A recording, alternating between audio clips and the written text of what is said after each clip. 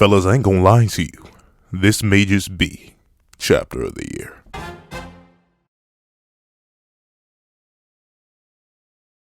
Thank you to our $5 patrons Redwolf4765, Midnight Gemlord, and Sean. I'd also like to thank our $3 member, Recliner Plays. And a very big thank you to our $25 patron, Alex Ice Rose. Now, we're on this breakdown/review of chapter 354 of Black Clover. Please remember to leave your own on the chapter in the comment section down below. Leave a like and subscribe if you haven't already. Also, here's that little notification supposed to miss out on any videos that come to the channel.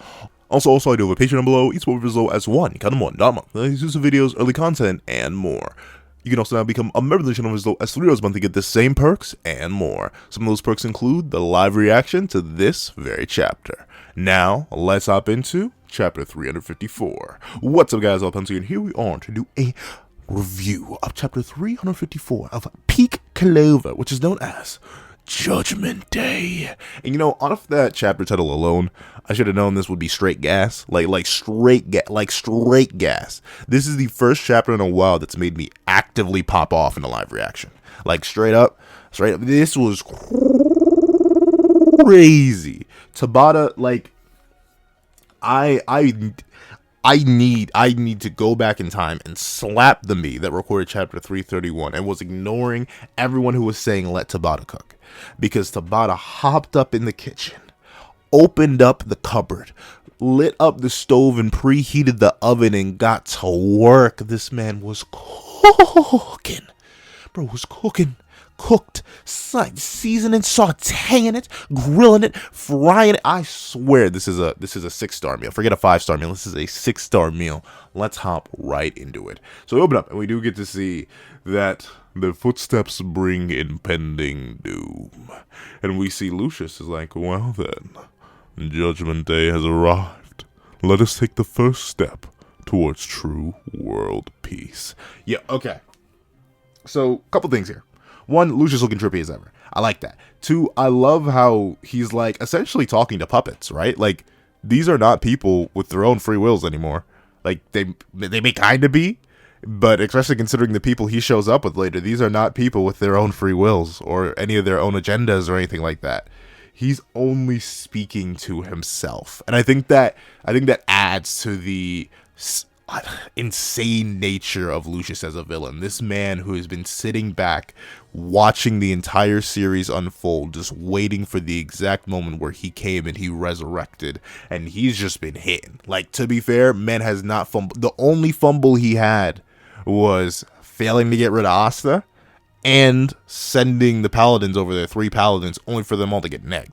And admittedly, those paladins had pretty useful abilities. Like, straight up, after reviving the ancient dragon, I wouldn't have even let the paladins stay there with it. I would have said, hey, you can leave the Land of the Rising Sun alone. We can get it later. Bring the dragon back over here. Bring it back to the Clover Kingdom, because that would have been crazy. Imagine the ancient dragon just pulls up from the heavens, dropping all of its different attacks. That would have been crazy. That's the only fumble he's had. But even then, it's not really a fumble.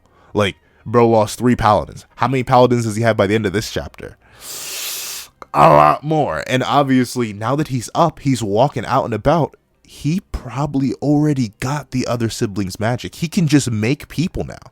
Even if the original Sister Lily is knocked out, slumped in the Land of the Rising Sun, he can probably just make another one. He has full reasonable access to that, because now he's free. He's done all that he's needed to do. Like, legitimately, Asta's gonna need true DU. He's going to need a level beyond true DU at this point. He's going to need true DU, Z10 square. Like, I have no idea how on this good green earth they're actually going to defeat Lucius. Tabata's done such a good job of cooking up what Lucius is cooking up that I legit think bro's low-key unstoppable. Like, especially after this chapter, what happens in this chapter alone, the battle's barely even started. Lucius hasn't even transformed by the end of this chapter. But by the start of this alone, it low-key seems like a GG. But let's see what happens next. You know, Lucius declares it's Judgment Day, but what's really popping off in the places that are about to be judged? We cut over to the Clover Kingdom, and we see 5 captains all posted up on one particular building in front of the castle. We have Charlotte, Yami, Jack, William, and now senior magic. I forget what he was promoted to. I think he wasn't promoted to grand magic. Was he? One of them. We have pulling up, and as they say, each group is now in place. Now this is a pretty solid roster. Don't get me wrong. You got Yami, who's amped with a D heart. We got our young boy Jack. He got some amps. He got some amps last time. He was able to do a little something to Dante, just a little bit. And obviously William, he ain't a fairy no more. Not a fairy. He's not an elf no more, so he doesn't have the elf amps. But still, he's pretty strong too. Charlotte, she got an awakening last arc. Who knows? She's probably been training a little bit. It's been a whole year time since she's probably stronger. And obviously, got the gains. Probably got like a new bloodline or something. He's a royal, elf, dwarf, human, fairy, something hybrid. Bro's crazy. Plus he got Sylph. So we got a pretty solid lineup here. I ain't gonna lie to you. It would be a shame if something happened to any of them before the battle even began. But regardless, this is a pretty solid lineup. I can't even knock their hustle. And we see the situation that has been set up here. All citizens, not just the nobles, all citizens have been evacuated to the noble realm. So I can't imagine what that diplomacy was looking like. Because one, we got to realize the Wizard King is gone. Just not there anymore. So all the political clout and power that Julius had was gone. But the situation, they managed to convince the nobles that the situation was so dire that they needed to house citizens there. Because, presumably citizens includes people from the middle realm, maybe even the lower realm. So they had to evacuate everybody there. All people of different cloths and backgrounds are put there. And I know the nobles are not happy with that. So it goes, once again, it's the little things that Tabata does to show how serious the situation is. They evacuated everybody to the noble realm, and the noble realm couldn't even fight back against it. That's how serious of a threat Daddy Lucius is. And I think that once again goes to show, in another weird twisted way, how much influence, how much power that Julius had. Because I bet that's all it took. I bet all they had to say was an evil version of the Wizard King Julius is about to attack the kingdom with an army. We need to hide everybody here. And I bet every single noble that even knew of Julius was like, whoa. You're telling me the Wizard King went evil? Fine, I'm gonna board up my doors a little bit, but you can hide them up here. Legit, I love that. Little things. It's because all the world building Black Clover has done to really set up an understanding of the realm. The little things like this can really make me feel the weight of the situation. And we see that they've fortified their perimeters. But considering half the characters can fly and pretty much every paladin can fly, unless you have a magical barrier up, what perimeters have you fortified? What? You built up a slightly bigger wall that in this super powered magical verse people could just jump over? Come on now. That's a little bit. Unless you had some barrier magic, come on. It ain't that deep. It ain't that deep. Come on now. However, we do get to see that not only that, they have also alerted the other kingdoms, the other countries, to ensure they remain vigilant. We see Lolo Pachika and her assistant posted up, ready for battle. She presumably has Undyne back, which is a big nerf for Noelle, but still, gotta do what you gotta do. We gotta respect the hustle. They're ready and prepared, though admittedly, I think if Lucius were to show up there, unironically, if I was Lucius, I wouldn't even attack the Clover Kingdom first. The Clover Kingdom is the strongest. There's just no doubt about it. Having alone makes him the strongest. Not to talk of Yami, not to talk of the other captains, not to talk of anything like that. Alone makes them the strongest. So what I would have done just to break spirit and make the battle even easier, I would attack what would be the weakest kingdom, the Spade Kingdom, at least in my eyes, because we do get to see the Spade Kingdom's also prepped up. We see Yuno's mom worried but leading her people in preparing for a siege against them by the Wizard Emperor. But if I'm feeling diabolical, if I'm feeling a little bit Sakuna-esque, if I will, legitimately, if I'm feeling evil, I'm gonna pull up as Lucius to the Spade Kingdom, turn Yuno's mom into a paladin, run back over to the Heart Kingdom, turn the Queen into a paladin, and turn her lightning assistant into a paladin, and then pull up on the Clover Kingdom. And then if I'm really cooking, if I'm super duper cooking, then I'm gonna tell my people who didn't actually attack the Land of the Rising Sun to be like, hey, yo, go get the dragon. Go get the dragon. Come on, pull up with the dragon. I know that'd be way too much. I already believe the current setup that Lucius has is nigh unstoppable, even when he's pulling up on the Clover Kingdom first. But if we were just trying to make it ultimate bad, there's zero chance of winning situation, I would have done that. Because then they can expect no reinforcements. At least if they can get the word out, somehow get the word out that the Clover Kingdom is under attack first. Lucius laid siege to them first. Hypothetically, the other kingdoms could perform a pincer attack. They could diverge in on the Clover Kingdom and try and assist them by like attacking the paladins and any other soldiers that Lucius has from the back. But no, they're all standing guard at their own nations. That makes sense, don't get me wrong. It does 100% make sense. They gotta defend themselves first. But they're in a very rough spot, and I like it. I like the tension that's building early on in this chapter. And we see that they just couldn't even find him. Like, Lucius did such a good job of essentially disappearing off the world map that they just flat out could not find a single trace. Like, not even, like, notably, they say not any trace of Lucius. They couldn't find, like, any residue of where he was, nothing like that. And we gotta realize, Lucius is most likely, inarguably, the most powerful being to exist within the world. He consumed the full power of Lucci. He has all that power on top of his base strength. Even if he's in base, he still should have like a very detectable magic signature, just considering of what he is. But he did such a good job of just disappearing, straight up vanishing, he turned his location off so well that they couldn't find a single trace of him. Once again, goes to show you how long Lucius has been planning this, how well prepared he is, how eloquent he is, how fatherly, like, bro really is him. I'm not gonna lie, like, Lucius already, despite being in the chat, like, what? We're on chapter 354. He was introduced in chapter 332, I do believe. He's only been, like, the final antagonist for about a solid 20... I can do math. A solid 20-something chapters. That's it. He's only been an antagonist for that long. But even still, he's definitely up there with one of my faves on this alone. Like, this chapter alone is hyping Lucius up so much, and I love it. However, we do get to see that all the captains and all the kingdoms can do is really wait for Lucius to come attack them.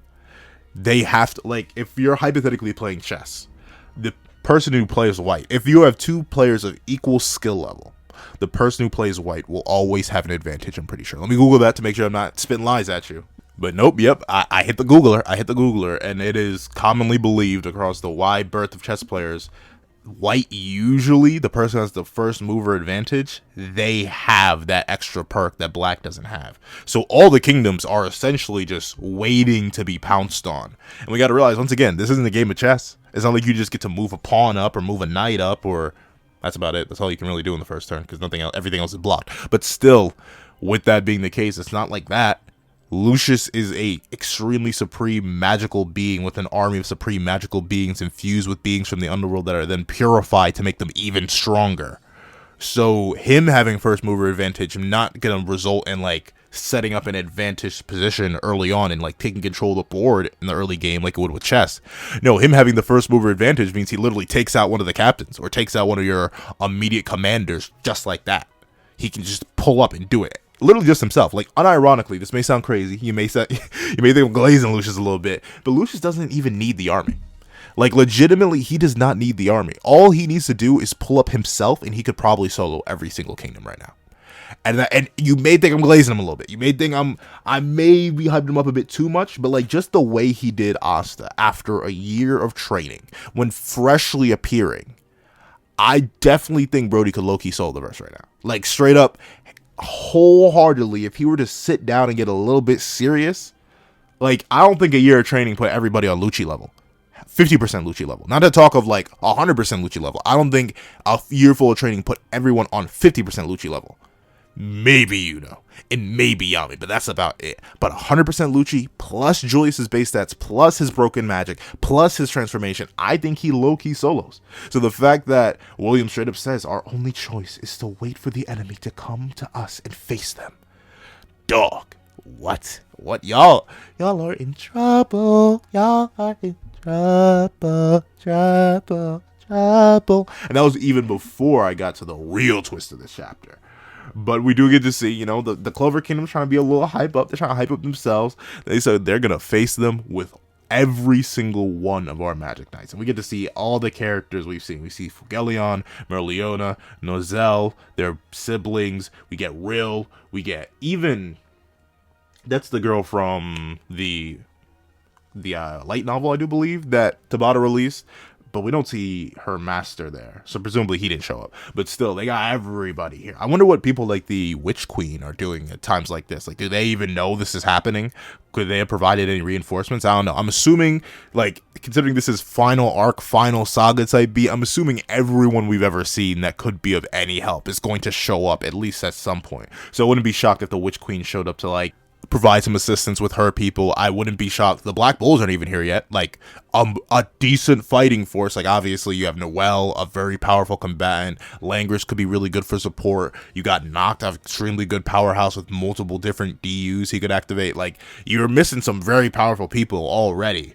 So obviously I think there's going to be more folding in on here, and I could definitely see once again the other kingdoms providing support after they realize that the Clover Kingdom is under siege first. But even still, like, they pull up with everyone, and I still ain't confident. I think it's going to be a hard down, sharp drop for the intro.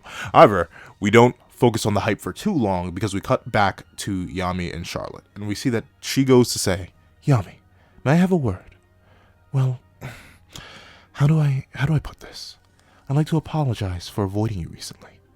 I will set aside my personal feelings during this battle and fulfill my duty. That's all I wanted to say. Charlotte, okay. The one singular instance where I will have to say, I'll have to make the bold claim that Tabata is not in fact cooking, is this whole dynamic. I'm not rocking with that. I'm not rocking with that. Like, this has been part of their dynamic way back in time, back to reality. Like, straight up since the moment Charlotte was introduced. Like, everyone and their mother knew. Everyone and their mother knew before Tabata went out of his way to tell us. We are like, how many, like 300 chapters out from her introduction at least? Like, you might as well just wrap this one up. Like, if you're gonna do it, do it. Like, this one, it doesn't, like, and I get it. I get the main reason he's holding off. Like, you can't do ship stuff till the end game or like to the final chapters or till the epilogue. You can't do that. That could cause trouble. Yeah, I get that. I understand it. But like, especially since you're making it arguably, like, outside of the curse stuff that was introduced and resolved last arc, outside of this is like the most important part of her character. Like, Charlotte's entire character is wrapped up around this. Yami has other stuff. Yami's been cooking on the side. Yami is, once again, as many people have called him, like the false protagonist. Bro literally is Asta. He has multiple women clawing for him. But like, Charlotte's whole character has basically been revolving around her crush on Yami. So the fact that this is still being pushed back even more, that's the only point where I'm like, Tabata, maybe he's gonna cook later with this. Maybe I'm missing it. Once again, this is the same guy. You're looking at me, the same guy who was like, I don't like chapter 331, and I still don't. I will admit, I still don't like chapter 331 and the Disneyfication of it. But still, Tabata definitely revealed that he was in fact in the kitchen chefing it up. So maybe I'm about to get the most fire, heat, mid-battle love reveal, and they'll power up and infuse the darkness and plant magic, and we'll get some crazy next level stuff. But at least for right now, looking at it verbatim based on what I have right here in chapter 354, get a little bit tired of this. This is a little bit, not even a little bit, it's kind of just redundant at this point. Just get it over with. If the will they won't they is not that entertaining. I'm sorry, a lot of mangaka do it, but it's not for me. However, we do get to see that Yami's even disappointed. He's like, what the heck's with that? Nobody's worried about that. And at all. Like, in this situation, do you really think that matters?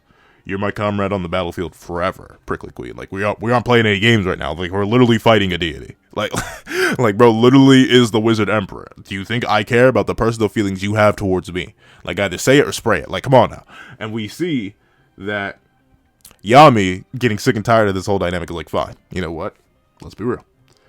After this battle's over and done with, we'll grab a drink. Well, you know, I get it. Maybe you can't rock with that all too much. So let's not do that. Cup of tea, you and me. After this battle, after we make it out, I got something I want to talk to you about. Let's do that. And Yami might go. Shout out to bro. Does he even know he has like an underworld heart now? Can he feel it? Like, would you know if your heart, like if one of your organs randomly got swapped out for something else? Like, if you just woke up with a pig heart one day, would you be able to tell? Like, as long as it's similar enough to perform the same function, would you be able to feel if one of your organs got swapped out? Like, if your left lung was just replaced with another person's left lung, like, you're still fully compatible. It's not like you got a bad blood transfusion or anything, and you're gonna, like, you have hours to live, because, especially if you're, like, your whole lung, like, if you're a type A, and someone gave you a type B lung, yeah, you ain't gonna last too long. But, like, it's fully functioning, fully compatible. Do you think you'd notice? I don't think so. So I can't even blame Yami if he didn't notice. Like, maybe it has a different magical signature, but presumably it just blends in with his magical signature. So I wouldn't even blame someone for not noticing that. But, like, I think it would have to be something external. Like, even if my back were to suddenly switch out, like, unless I was actively looking at it or, like, trying to figure out, oh, wait, look at my back, which I don't usually do, I don't even think I would notice. Like, you would have to, like, replace one of my arms with something, and, like, a significant detail on my arms would have to be different, or my legs or something like that. So I wonder, does he know? Did anybody tell him? I don't think so. Because, like, I remember it being noticed. Someone noticed. I think it was... Who noticed? Someone noticed. I think it was, Patry noticed when he was doing some healing. Or Mimosa noticed that he has a underworld type heart. But did anybody tell him? Does anyone let that boy know? I have no idea. I mean, we do get to see that Charlotte's like, okay, thank you. We can do that. We'll win this, and then I'll hear you out. All right, finally, can we get this subplot done? Please. And, like, notably, I'm a guy who loves romance. Like, I don't talk about it too much on the channel. I did one live reaction to Blue Lock, and then I got, like, half of you, and I was like, whoa. I ain't gonna do that. There are other series I'll do that I do not get reviews, but, like, I ain't gonna do that. Besides, even I fell off of Blue Box a little bit. I need to catch up. Something about romance manga that aren't complete, don't do it for me. But even still, within... Like, is there really a single, even JJK, like, in my opinion, a pretty clear pick for best new gen? That's just me. Like, I'm super biased for JJK, don't get me wrong. So, like, a super clear pick for best new gen, it doesn't even touch on the romance stuff. Like, legitimately, it avoids it entirely. So maybe that's why I don't have any issue with it, because it doesn't even do it. It doesn't even attempt it, because I think Gege knows he can't write it, or just hasn't attempted to write it. Chainsaw Man... There's an essence of romance in there, but not healthy. So, like, I don't even blame him, but there's not a single new gen that does it well. At least in my books, based on what I've read so far. I haven't read every new gen, obviously, but still, I haven't seen one that really, like, hits the romance nail on the head well. That's not a romance manga. Like, there are romance manga that do it well, because obviously that's their entire job. But specifically within a show... Sakamoto Days actually does romance pretty well. I take it back. Sakamoto Days does romance great. But with that being the case, we do get to see that despite, you know, Charlotte and Yami having their own nice little interpersonal connection, a little discussion about how they feel and what they're going to do after this battle, Jack, my boy, he just bored. He's like, show up already. I'm trying. I'm dreaming. I'm creaming to rip you to shreds. Please. Jack, level with me real quick, dog. You couldn't even beat Dante. Like, Dante, bro. You couldn't beat Dante Zogratis. Bro wasn't a paladin. Bro wasn't properly infused with Lucci. Bro was a nobody. Let's be real. Bro's been power crept. Immensely. Indubitably. Bro's been power crept. You couldn't even beat him until he was already beaten by somebody else. Who are you trying to tear up, bro? Like, out of the opposition that you believe is going to show up here, who do you think you'll be relevant against? Tell me, verbalize it for me, because you got a whole ton of confidence. You are speaking like you're an actual important character. Jack, you lucky, dog. You lucky. I think Tabata likes you. Or maybe not, but we'll see. Because as we see, the moment Jack says, I'm dying to tear you to shreds. Yeah, Serge, someone shows up and is like, you talking smack? You talking that talk? You talking that tear up talk? What you talking? You ain't talking about me, boy. You ain't talking about me. Greetings, everyone. Yo, one thing I will admit, it is funny how, like, everyone's standing looking away as if Lucius can't just appear in places, and he literally just spawns in behind them. He's like, greetings, everyone. I'm behind you. I don't know why you're all facing that one direction. Did you forget I could fly? Did you forget I have control over the literal being that manipulates space-time itself? Did you forget exactly who I am? Well, let me remind you. They call me Great Wizard Emperor Daddy Lucius. And we see that, even in this one little panel of him where he says, greetings, everyone, he's not alone. There seems to be somebody with a long black hair and a ponytail and dark hair next to him. And then we see, now that everyone turns around and they realize that, hey, someone's here, someone's greeting us on this good, fine morning. they all say Lucius, and then Yami takes a good long look at an individual who happens to be posted up next to Lucius. And I'll admit, yo, I mean, I'm trying to plug the Patreon. I could use any support you guys are willing to give. Once again, as low as $1 a month, any little bit of support helps. But I may have been popping off a little bit. Like, luckily, I was lucky enough to avoid pretty much all spoilers for the 2 chapters that dropped this week, are the main ones that I review, because there are a bunch of chapters that dropped. Like, One Piece dropped, and it has a big moment in it this week. But even still, like, whatever. At least to me, I'm not caught up or truly invested in One Piece yet. I know a lot about it, but I don't know too much about it. But yo, when this hit, like, go check it out. Patreon for $1, you can cancel immediately. Like, trust me, you only have to pay $1 to see it. Like, you get access to all the originally exclusive content that's already been existed on there. But seeing this, I was like, wait, not what you doing there, Brody? What you doing? Because it looks exactly like him, bro. Like, that looks exactly like Not. Like, who else could it be? Like, it's not like it's already been set up in the previous chapter that, Lucius can revive people who, may have not been doing the living anymore. Like, what? Like, okay, so this Nacht lookalike shows up, and we see that Jack is like, I was just thinking how I hadn't seen you, Naki boy.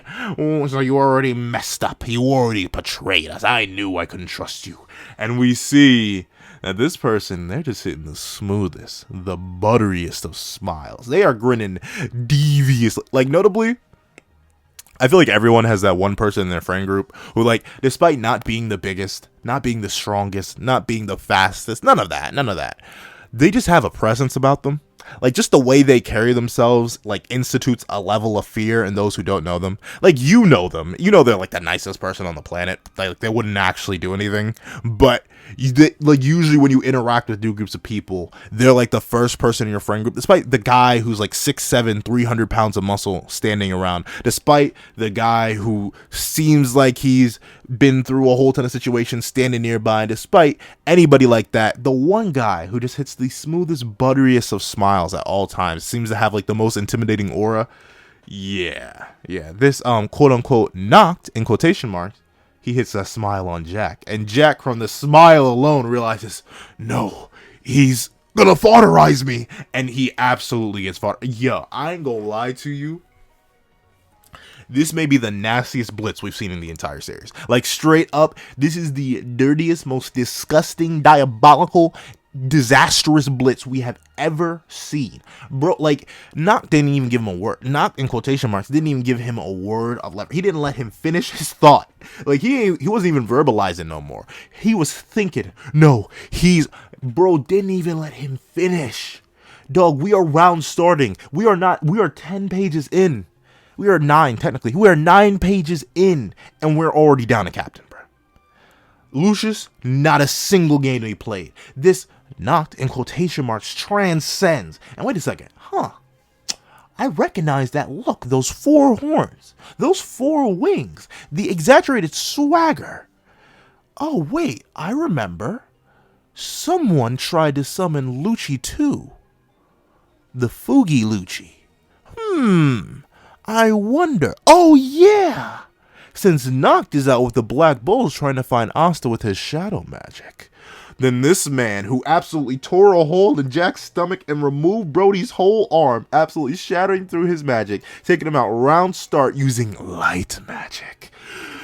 Not Nami, we're not reading One Piece. Yami realizes. Morgan? Hello, Yami. It's been a long time, hasn't it? Yo, the thing is, this is not even Tabata pulled this out of left field. He set it up. He set it up so well. The people who have perished previously in the series can come back. This is the Edo Tensei of, well, Lucius is the Kabuto of Black Clover right now. He can bring anybody back. Anyone that has gone before, he can bring back and have them be paladins. And so we have Morgan, twin brother to Nacht, resurrected, infused with the demon that once took his life, and already out here round starting, taking out a captain before they could even perceive him. Jack got perception blitz. Everybody got perception blitz, and we're just starting. I'm sorry. This chapter Tabata cooking is an understatement. He's frying it up, chefing it up, everything. Chef's kiss. It is gorgeous. I'm loving. Like straight up loving it. And we aren't even done. Because on another part of the kingdom, facing down against the flaming duo, Merleona and Fugelion, a man stands with many arms swinging and jiggling about. Greetings, everyone.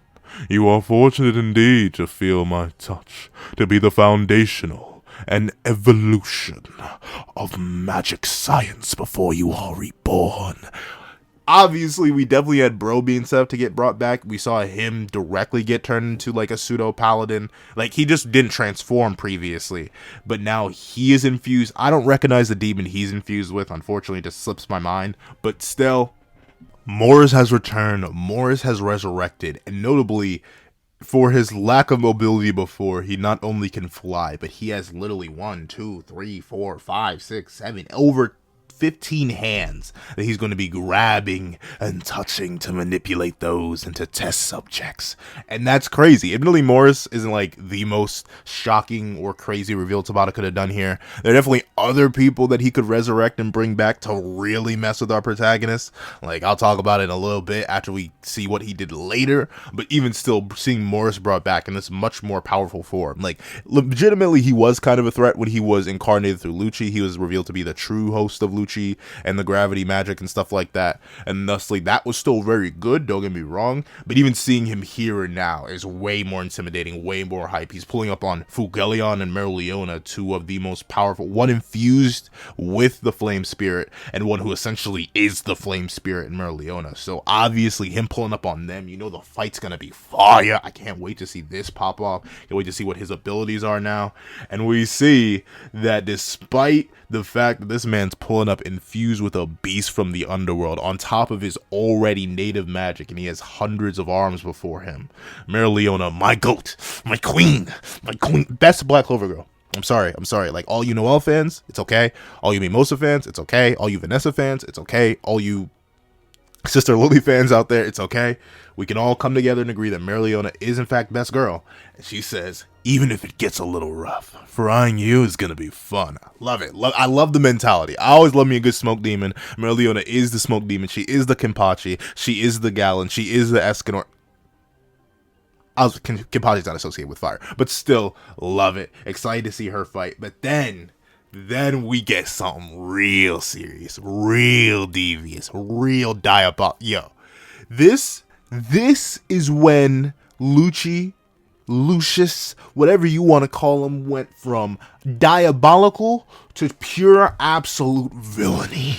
Because we cut over to the royal Silva family, and they are looking at something. And the younger sibling says, no, it can't be. And who pulls up, dog? I never would have expected to be fighting you all like this. And admittedly, at first, because my brain, check out the live reaction. My brain was glitching. It was like, huh? Noelle? Ain't you supposed to be with the Black Bulls? Like, how did you get possessed? Like, what happened? What happened, Noelle?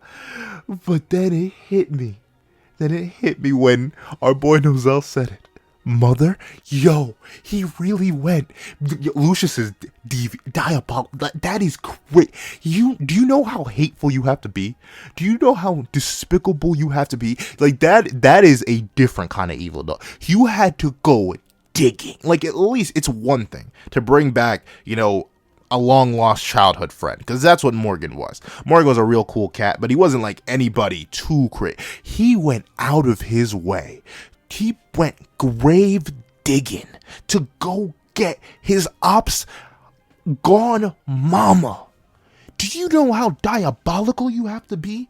Like, it's I don't even mind him not getting Yuno's mom. I don't even mind it. I straight up don't even care they didn't go get her, because he got somebody's mom. Like, that is, can you imagine? Because you know the Nozels aren't going to be able to defeat them themselves. Like, Nozel and the Silva siblings aren't going to be able to beat their mom. I know it's just not within the cards. So Noelle's going to have to come back and fight her mom. And that's going to be their first meeting, too. Because remember, Asier, I do believe, I forget, I'm not sure if I'm pronouncing her name right, but Asier, she died when Noelle was born. She died in childbirth. So with that being the case, this is going to be their first meeting. The first time she's going to meet and learn her mother, get to know her, is when she's fighting against her and attempting to slay everything she knows and loves. Tabata low-key evil with this. Like, I'm loving it. Trust me, I am loving it. Putting Lucius up there with my favorite new gen antags, some of my favorite antags, period. Like, once again, Lucius is going kind of crazy, but still, that is bonkers. He really pulled up and said, talk to your mom about it. Talk to your mom about it. He really went like that. Yo, Lucius is different, dog.